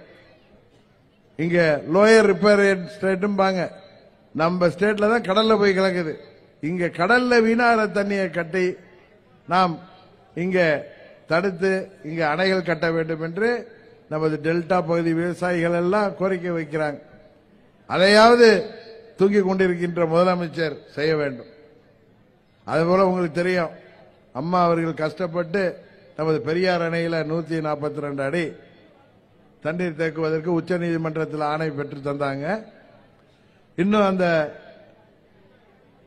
நீர் பிடிப்பு பகுதிகளை ஆழப்படுத்தினால் 152 அடி நீர் தேக்கலான்னு சொல்லி உச்சநீதிமன்றம் சொல்லியிருக்கு. ஆனா கேரளா அரசாங்கம் எது நடந்தாலும் உடனே அங்க வயநாட்டில் நிலச்சரிவு ஏற்பட்டா உடனே நம்ம பெரியார் டேம் வீக்கா இருக்கு, வேற டேம் கட்டணும், அதை இடிக்கணுங்கிறாங்க. அதையும் அங்க கூட்டணி ஆட்சி தான், திமுகவுடைய கூட்டணி கட்சி கம்யூனிஸ்ட் தான் ஆட்சி செய்யுது. அவர்களிடம் இவர்கள் பேசுவதில்லை. இவங்களுக்கு தெரியும் 26 மக்கள் வீட்டுக்கு அனுப்பி விடுவாங்கன்னு, போறதுக்குள்ளார எல்லாத்தையும் சொர்ணிட்டு போகணுங்கிற ஒரே குறிக்கோளோட இந்த திமுக ஆட்சி நடந்து கொண்டிருக்கிறது. இதற்கெல்லாம் நீங்க முடிவு கட்டுகின்ற விதமாக எல்லாத்துக்கும் மேல அம்மா அவர்கள் கொண்டு வந்த திட்டங்கள், ஏழை எளிய பெண்களுக்கான தாலிக்கு தங்க திட்டம், அதுபோல ஏழை எளிய மக்களுக்காக கொண்டு வந்த அம்மா உணவகங்கள், அதுபோல மாணவர்களுக்கு கொடுத்த கம்ப்யூட்டர், லேப்டாப், சைக்கிள், இதெல்லாம் இன்றைக்கு இந்த அரசு மூடு விழா நடத்திவிடும் போல இருக்கு. இல்ல ஒண்ணு அப்படி பண்றாங்க மூடு விழா, இல்லன்னா அதை பெயர் மாத்தி அவங்க அப்பா பேர்ல வச்சு அந்த திட்டத்தை அறிவிக்கிறாங்க. எல்லாத்திலையும் ஊழல் முறைகேடுகள், ஊழல் குற்றச்சாட்டுகள். இன்னைக்கு சொத்து வரிய ஆரம்பிச்சாங்க, மின் கட்டணம் இதுக்கு முன்னாடி பல முறை உயர்ந்துட்டு, பால் விலை பொருள்லாம் பால் பொருட்கள் விலையெல்லாம் உயர்ந்துட்டு, பேருந்து கட்டணம் உயர்ந்துட்டு, பதிவுத்துறை கட்டணம் உயர்ந்துட்டு, தமிழ்நாட்டில் எத்தனையோ அனல் மின் நிலையங்கள் மின்சாரம் இன்னும் அதிகமாக உற்பத்தி செய்கின்ற அளவிற்கு மின் நிலையங்கள்லாம் இருந்தோம். தனியாரிடமிருந்து மின்சாரத்தை வாங்குறதுல தான் முறைகேடு செய்ய முடியுங்கிறதுனால இன்றைக்கு தனியாரிடமிருந்து 50% மின்சாரம் வாங்குவதனால தான் இன்றைக்கு மின் கட்டணத்தை இந்த அரசாங்கம் நம் தலையிலே கட்டுது. இது போல இவங்க எதுவும் முடியலன்னா உடனே மத்திய அரசு சொல்லுவாங்க. நேற்றைக்கு கூட பத்திரிகையில பார்த்திருப்பீங்க, மத்திய தரைவழி போக்குவரத்து அமைச்சர் மாண்புமிகு நிதின் கட்காரி ஏற்கனவே இந்த 10 ஆண்டுகள்ல சாலைகளுக்காக நாங்க தமிழ்நாட்டுக்கு 3 லட்சம் கோடி ஒதுக்கி சாலைகள்லாம் நடைபெற்று இருக்கு. இன்னும் 1 லட்சம் கோடி நிதி ஒதுக்கி இருக்கோம். தமிழ்நாடு அரசு முறையாக அந்த நிலங்களை பெற்றுத்தர வேண்டும், நாங்கள் அந்த சாலைகளுக்கு பணம் கொடுக்க தயாராக இருக்கோங்கிறாங்க. ஆனா பட்ஜெட்ல தமிழ்நாடுன்னு பேர் வரல, தமிழ்நாட்டுக்குன்னு சிறப்பு திட்டம் இல்ல அப்படின்னு சொல்லி முதலமைச்சர் என்னென்னமோ கூக்குரலிட்டார்.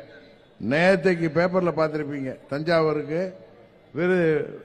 நம்ம விழுப்புரத்திலிருந்து தஞ்சாவூருக்கு போற சாலையில விக்கிரவாண்டி கிட்ட அந்த சாலை ரொம்ப நாள் ஆகுதுன்னு சொல்லி அதை ரிவ்யூ பண்ண வந்தவர் பத்திரிகையாளர் சந்திப்புல இன்னும் 1 லட்சம் கோடி ரூபாய் நாங்க தமிழ்நாட்டில் சாலை மேம்பாட்டிற்காக தயாராக வைத்திருக்கிறோம், அதை பெற்றுக்கொள்ள வேண்டியது முதலமைச்சரின் பொறுப்புங்கிறார். 1 லட்சம் கோடி 10 ஆண்டுகள்ல 2 லட்சம் கோடி 3 லட்சம் கோடி கொடுத்திருக்காங்க. இதுபோல மத்திய அரசு அறிவிக்கின்ற அனைத்துமே இந்தியாவில் உள்ள அனைத்து மாநிலங்களுக்கான திட்டம் தான். அதை இவங்க பேரு ஸ்டாம்ப் ஒட்டி சொல்லிக்கிறாங்க.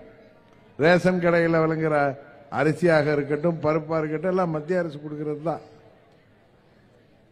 முதலமைச்சர் எப்படியாவது மக்களை ஏமாற்றி இந்த தேர்தலில் பணத்தை கொடுத்து நம்ம எதிர்கட்சி எல்லாம் ஒற்றுமையா இல்ல. உங்களுக்கு தான் தெரியும், பழனிசாமி திமுகவுக்கு கள்ள கூட்டணி வச்சிருக்கிறார். அதான் உண்மை. என்ன பழனிசாமியை பத்தி பேசலன்னு வெயிட் பண்ணிட்டு இருந்தீங்களா? இன்னைக்கு நல்லா பாருங்க, பழனிசாமி என்ன பிரைம் மினிஸ்டர் ஆக போறாரா? ராமாயணத்தை எழுதினதே யாருன்னு தெரியாத பழனிசாமி, சரிதானே? ஆப்ரஹாம் லிங்கன்னு சொல்ல தெரியாத பழனிசாமி பிரைம் மினிஸ்டர் ஆக போறாரா? எதுக்கு இங்கெல்லாம் வேட்பாளர் நிறுத்துறாரு அவரு? நம்ம ஜெயிச்சிடக்கூடாது, மோடி மீண்டும் ஆட்சிக்கு வந்துடக்கூடாது, மோடி தலைமையிலான கூட்டணி ஜெயிக்க கூடாது. யாருக்கு லாபம்? திமுக. அதாவது புரட்சி தலைவர் அவர்கள் யாரை எதிர்த்து கட்சி ஆரம்பிச்சாரோ, எந்த திமுகவுக்கு எதிராக கட்சி ஆரம்பிச்சாரோ, அம்மா அவர்கள் 30 ஆண்டுகளாக எந்த திமுகவுக்கு எதிராக தமிழ்நாட்டில் கட்சியை நடத்தினாரோ, புரட்சி தலைவர் திண்டுக்கல்ல கண்டெடுத்த வெற்றி சின்னம் இரட்டை இலை சின்னம் இன்றைக்கு யாருக்கு பயன்படுகிறது? யார் வெற்றி பெற பயன்படுகிறது? திமுக வெற்றி பெறுவதற்கு. சும்மா வெளியில திமுகவை பேசுறாரு அவரு, ஸ்டாலின் இவரை பேசுறாரு, எல்லாம் நாடகம். உண்மையிலே 2 பேருக்குள்ள ஒப்பந்தம். ஏன்னா பழனிசாமி 4 வருஷம் இருந்தப்ப என்னெல்லாம் பண்ணாரு, சம்பந்தி மாமன் மச்சான் பேர்ல எவ்வளவோ முறைகேடு, இதுவரைக்கும் கேள்விப்படாத அளவுக்கு ஊழல் முறைகேடுகள் நீங்க பார்த்திருப்பீங்க. அதெல்லாம் பிடிச்சி மற்ற அமைச்சர்கள் எல்லாம் கேஸ். பாவம் ஒரு அமைச்சர் கரூர்ல ஏதோ நில மோசடியெல்லாம் கைது பண்ணாங்க. ஏன் பழனிசாமி மேல ஒரு கேஸ் கூட போடல? ஏன் நம்ம கொடநாடு கொலை வழக்கில் ஸ்டாலின் என்ன சொன்னாரு? சட்டமன்றத்தில் கொலையாளிகளை நெருங்கி விட்டோம், யாரா இருந்தாலும் விட மாட்டோம். எத்தனை நாள் நெருங்கிட்டு இருக்காங்க? இந்த ஆட்சி முடிகிற வரைக்கும் பழனிசாமிய கைது பண்ண மாட்டோம். அதெல்லாம் அக்ரிமெண்ட் ஆயிட்டு. என்னன்னா பழனிசாமி அண்ணா திமுகவை அப்படி இப்படி பிடிச்சி வச்சிருக்காருல, அந்த ரெட்டலையில கேண்டிடேட் போட்டுறணும். இப்பதான் தெரியும் உங்களுக்கு, பல தொகுதியில 4வது இடம் 3வது இடம், எவ்வளவுதான் பணம் இனிமே செலவு பண்ணாலும் பழனிசாமியால ஒன்னு செய்ய முடியாதுன்னு தெரியும். இன்னும் சொல்ல போனா ரெட்டையில இன்றைக்கு பழனிசாமியால பலவீனப்பட்டிருக்கு. அதை தெரியாம அங்க ரெட்டையில எங்க இருக்கு. என்கிட்ட நிறைய பேர் பேசுவாங்க, அண்ணா ரெட்டையில இருக்குன்னு, நீங்க எப்படியாவது இந்த கட்சியை கைப்பற்றி. நாங்க கைப்பற்றுறதுக்கு என்ன அது? இதா நீங்க எல்லாம் ஒழுங்கா அம்மாவுடைய தொண்டர்கள் அங்க இருக்கிற நீங்க எல்லாம் உண்மையான தொண்டர்கள்னா, அங்க உள்ள நிர்வாகிகள்லாம் நீங்க எல்லாம் டெண்டர் பார்ட்டி இல்ல, நாங்கெல்லாம் கான்ட்ராக்டுக்காக இல்ல. இனிமே கான்ட்ராக்ட்லாம் வர்றதுக்கு வாய்ப்பே இல்லை உங்களுக்கு. இன்னும் சில பேர் அங்க நிர்வாகிகள்லாம் தேர்தல் நேரத்தில் பழனிசாமி பணம் கொடுப்பாருன்னு நம்பிக்கிட்டு உட்கார்றாங்க. அந்த நேரத்தில் சொல்லிட்டு வந்துடுறாங்கிறாங்க. அதாவது அம்மாவுடைய உண்மையான கட்சி வாழணும்னு நினைக்கிற தொண்டர்கள் ஆல்ரெடி நம்மளோட வந்துட்டாங்க. இங்க அங்க 1-2 சொந்த பிரச்சனை பண பிரச்சனைக்காக அங்க ஓடி இருக்கோம். அதெல்லாம் அட்ரஸ் இருக்காப்ப? இங்க வந்திருக்கீங்களே, நம்ம என்ன ஜெயிச்சிட்டோமா? ஆர்கே நகர்ல நான் ஜெயிச்சதுக்கு அப்புறம் எந்த தேர்தலையும் நம்ம ஜெயிக்கல. ஆனா இங்க மாநாடு மாதிரி வந்திருக்கீங்களே, காரணம் இது உண்மையான அம்மாவின் தொண்டர்கள் நடத்துகின்ற கட்சி. ஒவ்வொரு தொண்டரும் 2 பேர் அழைச்சிட்டு வந்திருப்பீங்க. அதாவது பழனிசாமி ஆட்சி பொறுப்புல இருந்தப்ப இங்க மேடையில் உட்கார்ந்திருக்கவங்களும் சரி, இங்க இருக்கிற நிர்வாகிகளும் சரி, நீங்களும் சரி, உங்களுக்கு வருமானத்திற்காகவோ லாப நஷ்டம் பார்த்திருந்தீங்கன்னா அங்கே இருந்திருப்பீங்க. இல்ல பழனிசாமி இந்த கட்சியை வித்துருவாரு, இந்த கட்சியை அழிச்சிருவாரு அப்படிங்கறத தெரிஞ்சுக்கிட்டு என்னோடு வந்தவர்கள் நீங்கள். மேடையில் இருக்கார அண்ணன் ரெங்கசாமி, அவர் எம்எல்ஏ இருந்தார். அவர் 50 கோடி தர்றேன் 100 கோடி தர்றேன் எங்களோட இருங்கன்னு சொல்லி பேசி பார்த்தாங்க. கோடிலாம் எனக்கு முக்கியம் இல்லையா, எனக்கு கொள்கை தான் முக்கியம். நம்மளோட இருக்கார். அவர் தொட்டியம் ராஜசேகர், முன்னாள் சட்டமன்ற உறுப்பினர், ஐயா மூப்பனார் அவர்கள் இயக்கத்திலிருந்து அவர் மறைவுக்கு பிறகு அம்மாவோட வந்தவர். அவரை திருச்சியில கூப்பிட்டு பார்த்தாங்க. ஏன்னா அவர் சார்ந்த சமுதாயத்தில் அவர் பெரிய தலைவர். இன்னும் சில பேர் சொல்லுவாங்க, இந்த அமமுக தேவர்களுக்கு தேவர் ஒண்டிதான் இருக்காங்களா? அதுதான் தொட்டிய ராஜசேகர் தேவரா? சும்மா போய் சொல்றது. 18 எம்எல்ஏ 9 எம்எல்ஏ பட்டியலினத்தை சேர்ந்தவர்கள் நம்மோட இருக்கிறவங்க. கரெக்டா இல்லையா? ஒரு சிலர் தாக்கு பிடிக்க முடியாம சொந்த பிரச்சனையில கடனால பாவம் வேற வழி இல்லாம தாக்கு பிடிக்க முடியாம போனவங்க இருக்காங்க. மற்ற எல்லாரும் நம்மளோட தான் இருக்காங்க. வருமா, அதாவது கொள்கைக்காக நிற்பவர்கள் எல்லாம் அம்மா மக்கள் முன்னேற்ற கழகத்தில் ஸ்ட்ராங்கா இருக்காங்க. அதுவும்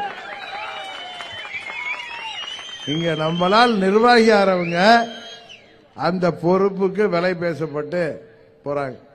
தொண்டர்கள் யாரும் அம்மா மக்கள் முன்னேற்ற கழகத்தில் 2017 என்னோடு அணி திரண்டவர்கள் யாரும் எங்கும் செல்வதில்லை. ஏதோ ஒரு சில இடங்கள்ல சில நிர்வாகிகளுக்கு கொஞ்சம் அவங்களோட சரியா நடத்த தெரியாம வருத்தப்பட்டு வீட்டில் இருப்பாங்க. அதே இப்ப நான் வந்தேன்னா அங்க மீட்டிங் வந்தா எல்லாம் கிளம்பி வந்துருவாங்க. இங்க எல்லாம் எல்லா ஊர்லயும் பார்த்திருக்கேன். அப்புறம் ஒண்ணு, அம்மா மக்கள் முன்னேற்ற கழகத்தில் டிடிவியோட யாருமே இல்லைன்னு அங்க ஜெயக்குமார்னு ஒருத்தர் பேசி இப்ப வாயை துறக்கிறது இல்ல. அங்க ஆட்டம் கண்டுட்டு கரெக்டா இல்லையா, அவர் பையனே டெபாசிட் மாத்திரம் இல்ல 3வது இடத்துக்கு போயிட்டாரு. நம்ம தேசிய ஜனநாயக கூட்டணி வேட்பாளர் சகோதரி முன்னாள் கவர்னர் அவங்க 2வது இடம். அண்ணன் ஜெயக்குமார் சொல்றாரு, நான் 25 வருஷம் அங்க பெரிய ராயபுரத்தில் பெரிய பிஸ்தாவா இருந்தேன், பெரிய ராஜாவா இருந்தேன், இந்த பிஜேபியோட போனதுனாலதான் நான் தோத்துட்டேன்னு சொன்னாரு. இப்பதான் நீங்க பிஜேபியில போயிட்டீங்களா, தனியா நின்னீங்களே, உங்க பையன் 3வது இடத்துக்கு போனாரு. அம்மா இருந்தப்ப எம்பியா இருந்தவராச்சு உங்க பையன். தென் சென்னை எங்க கோட்டை நீங்களே டெபாசிட் போயிட்டுங்க. தெரியுமா தெரியாதா? நம்ம வேட்பாளர் யாரும் ஓட்டுக்கு காசு கொடுக்கல. காசு கொடுத்திருந்தோம்னா 15-20 சீட்டு வந்திருப்போமா இல்லையா? வேணாம், ஊழலுக்கு இடம் கிடைக்க கூடாது. இப்ப நான் ஒரு ஓட்டுக்கு அங்க 500 ரூபான்னு கொடுத்திருந்தேன்னா ஒரு 30 கோடி 40 கோடி செலவு பண்றது தான். மறுபடியும் அந்த பணத்தை உங்கள்ட்ட தானே கை வைப்பாங்க. தயவு செய்து எண்ணி பார்க்கணும்.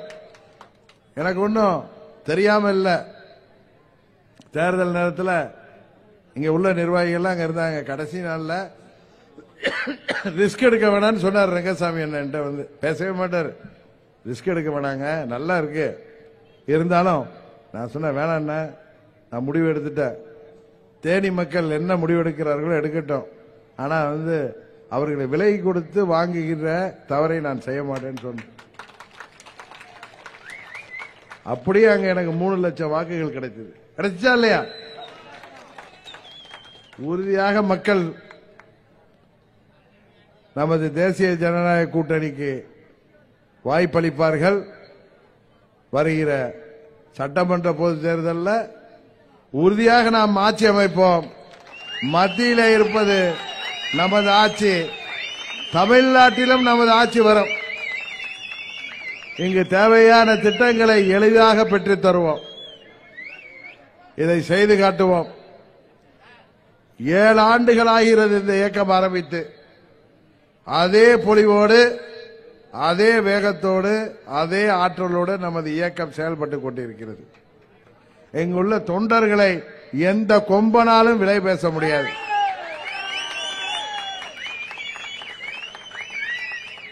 யாரோ நம்ம மாவட்ட செயலாளருக்கு 50 லட்சம் கொடுத்து கூப்பிடுறாரு. நம்ம கட்சியோட வேல்யூ எப்படி இருக்குன்னு நினைச்சு பாருங்க.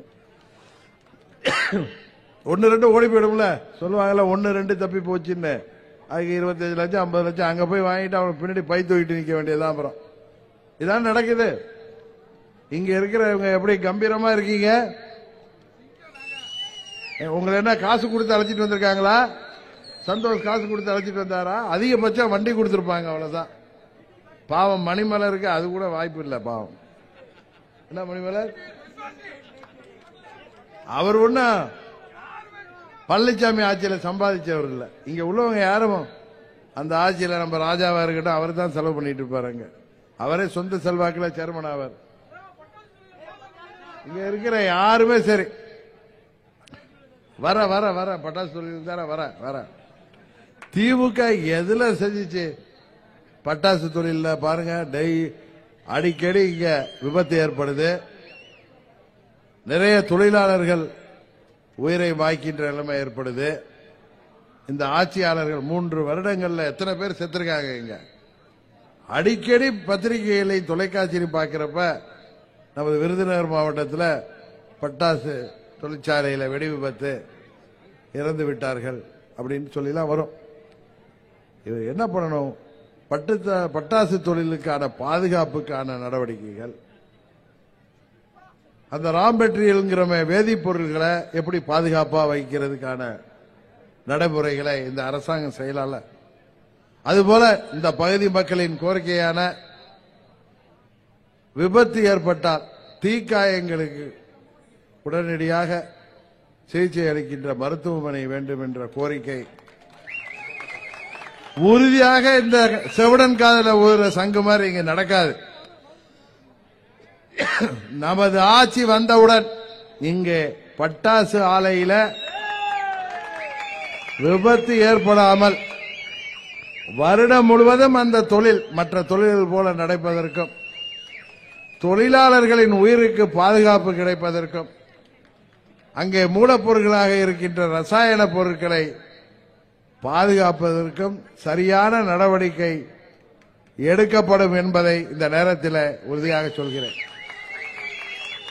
முதலமைச்சர் சொச்சம் இருக்கிற 1.5 வருஷத்துல அதை செஞ்சாருன்னா அவர் குடும்பத்துக்கு கொஞ்சம் புண்ணியம் கிடைக்கும். கள்ளச்சாராயத்தில் கள்ளக்குறிச்சியில் சாவரவனுக்கு எத்தனை லட்சம்? 10 லட்சம். பாவம் இங்க ஏழை எளிய மக்கள் வெடி விபத்துல தொழிற்சாலையில விபத்துல இறக்கிறவங்களுக்கு 2 லட்சம். இவங்களுக்கு மரியாதை இல்லை. இதே கள்ளச்சாரத்தை குடிச்சு செத்தா 10 லட்சம். இதுதான் இந்த முதலமைச்சருடைய மனநிலை. இதுதான் திமுகவின் மனநிலை. அண்ணா மாத்திரம் இன்றைக்கு உயிரோடு இருந்தால் கட்சியே கலைச்சிட்டு போயிருப்பார். அண்ணா 49 உருவாக்கின கட்சியும் சரி, அண்ணாவின் பெயரில் புரட்சி தலைவர் 72 உருவாக்கின கட்சியும் சரி, இன்றைக்கு கூட்டு களவாணிகளாக மக்கள் வரிப்பணத்தை சுரண்டுபவர்களாக, இன்னும் சொல்ல போனால் ஸ்டாலினுக்கு பி டீமாக பழனிசாமி இன்றைக்கு செயல்பட்டுக் கொண்டிருக்கிறார். இவர்கள் இருவரையும், இந்த தீய சக்திகளையும் துரோக சக்தி பழனிசாமி முறியடிக்க வேண்டும் என்கிற நோக்கத்திற்காகத்தான் நான் பாரதிய ஜனதா கட்சியின் தலைமையிலான தேசிய ஜனதா கூட்டணியில அம்மா மக்கள் முன்னேற்ற கழகம் இணைந்தது. உடனே சொல்லுவாங்க, இவங்க மேல கேஸ் போட்டாங்களே, இவரை கைது பண்ணாங்களே. ஏன்பா, அது மத்திய அரசாங்கம் பண்ணிச்சுங்கிறதுக்கான எந்தவித ஆதாரமும் இல்லை. ஆனா உங்க ஆட்சியை கலைச்சு முட்டிக்கு முட்டி தட்டி உங்களை எல்லாம் மிசாவில ஜெயில போட்டாங்களே, அந்த அம்மாவை நேருவின் மகளே வருக, நிலையான ஆட்சி தருகன்னு சொல்லி கூட்டணி வைப்பீங்க. நீங்களா உங்களை கைது பண்ணிட்டாங்க, உங்க மேல கேஸ் போட்டாங்க, உங்க மேல ரைடு விட்டாங்க. ரைடு விட்டு என்ன நினைச்சுப்ப? என் மேலதான் கேஸ் போட்டாங்க. என்ன நினைச்சு 30 நாள்ல என் மேல ஒண்ணுமே இல்லைன்னு ஜட்ஜி வெளில விட்டாங்க. அதுக்கு மேல என் மேல ஒண்ணுமே இல்லைன்னு. அது பின்புலத்தில் யாரோ சில பேர் இருக்கலாம், ஆனால் மத்திய அரசாங்கம் இல்லை. இப்ப இங்க ஒரு திமுக ஒன்றிய செயலாளர் நினைச்சா அவங்க மேல அந்த போலீஸ் வச்சு ட்ரபிள் பண்ணுவார்ல, அது என்ன அமைச்சர் பண்ணிட்டாருன்னு அர்த்தமா? அதே மாதிரிதான் இன்றைக்கு தமிழ்நாட்டில் இருக்கிற தீய சக்தியையும் கூட்டணியோட வந்து நிற்கிற இன்றைக்கு மக்களின் வரிப்பணத்தை சுரங்கிவிட்ட திமுகவை வீழ்த்துவதற்கும், ஏற்கனவே 4 ஆண்டுகள் தமிழ்நாட்டை சுரண்டிய துரோக சக்தி இரட்டையை காட்டி அந்த தொண்டர்களை மயக்கி வைத்திருக்கிற பழனிசாமிக்கும் முடிவு கட்ட வேண்டும் என்றால் மோடி அவர்கள் தலைமையிலான தேசிய ஜனநாயக கூட்டணியிலே இணைவதுதான் அம்மா மக்கள் முன்னேற்ற கழகத்தின் சிறந்த முடிவு என்று அனைவருமே அதை ஏற்றுக்கொண்டிருக்கிறார்கள். சிறுபான்மை மக்கள் எதிரானவர்கள், அவர்களுக்கு இவர் எங்க கட்சியில் சிறுபான்மை நலப்பிரிவு செயலாளர் துருக்கி மானாமதுரிலிருந்து வந்திருக்காரு ரஃபீக், அவர் சிறுபான்மையினர் தான், நம்ம கட்சியில் இருக்காரு. எத்தனையோ நிர்வாகிகள் நம்ம கட்சியில் தான் இருக்காங்க. மாவட்ட சிறுபான்மை நலப்பிரிவில் கிறிஸ்துவர்களும் இஸ்லாமியர்களும் இருக்காங்க. அவங்களுக்கெல்லாம் உண்மை தெரியும், திமுக பகல் வேஷம் போடுது, நம்மளை ஏமாத்துறாங்கன்னு. அது மாதிரி பழனிசாமி நம்மளை ஏமாத்திட்டு இருக்காரு அப்படின்னு தெரியும். அதனாலதான் சொல்ற, இது மக்களுக்கான இயக்கம், ஜாதி மதங்களுக்கு அப்பாற்பட்ட இயக்கம் அம்மா மக்கள் முன்னேற்ற கழகம். எங்களுக்கு தேர்தல் வெற்றிகளை எல்லாம் தாண்டி தமிழ்நாட்டின் மக்களின் நலனுக்காக போராடுகின்ற ஜனநாயக போராளிகள் உள்ள இயக்கம் அம்மா மக்கள் முன்னேற்ற கழகம். இங்கே சென்னையிலிருந்து கன்னியாகுமரி வரை இந்த இயக்கம் அமைப்போடு கட்டமைப்பு சிறப்பாக உருவாகி வருகின்ற இயக்கம், உருவாகி உள்ள இயக்கம். இந்த இயக்கம் தமிழ்நாட்டின் மாற்றத்தை உருவாக்கும் என்பதை அண்ணா அவர்களின் பிறந்த நாள் விழாவிலே வெம்பக்கோட்டையிலே நின்று இந்த புரட்சி தலைவர் அவர்கள் உரையாற்றிய இந்த சிறப்பு மிகுந்த இடத்திலிருந்து சொல்கிறேன். உங்களிடம் கைதட்டல் பெறுவதற்காக சொல்லவில்லை. அம்மா மக்கள் முன்னேற்ற கழகம் லட்சியத்தில் உறுதியாக இருக்கிறது. மாற்றத்தை உருவாக்காமல் நாங்கள் ஓய மாட்டோம் என்று சொல்லி பல ஊர்களிலிருந்து வந்திருப்பீங்க. 9 மணியை தாண்டிட்டு தயவு செய்து வண்டியில எல்லாம் பத்திரமா போகணும். தம்பி அந்த பைக்கில் வந்த பையன்கள் எல்லாம் பார்த்து போங்க. இன்னைக்கு வேணுக்கு முன்னாடி வந்து சர்க்கஸ் எல்லாம் பண்ணீங்க.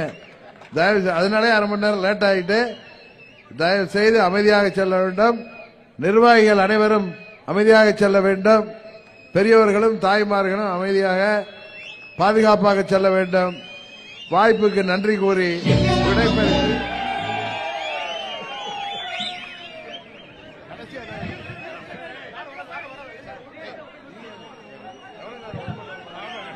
சிபி உண்டு உறைவிட பள்ளியின் நிறுவனர் நமது கழகத்தின் வெம்பக்கோட்டை ஊராட்சி கழக செயலாளர் திரு கோவிந்தன் அவர்களையும் மற்றும் அவரது மனதி ஊராட்சி ஒன்றிய தலைவர்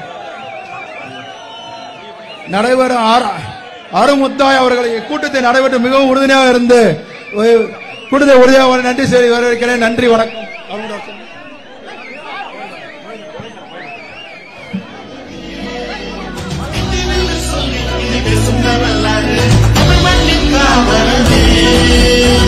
தங்கமே சொக்க தங்கமே இனி உங்க வழிதானே தேடி வந்திருக்கோம் நாங்க. சிங்கமே அஞ்சா சிங்கமே இங்க எத்தனையோ பேரு ஆனா ஒன்ன போல யாரு. அம்மாவின் எண்ணத்தில் வந்தவரே, அம்மாவின் அன்புக்கு உரியவரே, நேர்மைக்கும் நீதிக்கும் கட்டுப்பட்டு தமிழ்நாட்டைத்தான் காக்க பிறந்தவரே. தங்கமே சொக்க தங்கமே இனி உங்க வழிதானே தேடி வந்திருக்கோம் நாங்க. சிங்கமே அஞ்சா சிங்கமே.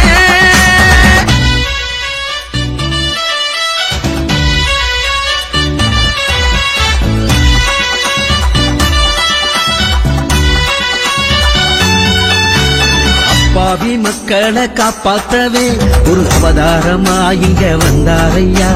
லோகத்தை காட்டுன கூட்டத்துக்கே சின்ன சொப்பனமா இவர் நின்னாரையா. சத்தியமா உத்தமந்தான் தீய சக்தி எல்லாம் ஓட்ட வந்தா. மக்கள் தேடும் ஆளி வந்தா. இனி நம்ம மண்ணுக்கு முன்னேற்றம் தான். வீட்டுக்கும் நாட்டுக்கும் நல்லதுதான் நம்ம டிடிவி அண்ணா வந்தாலே.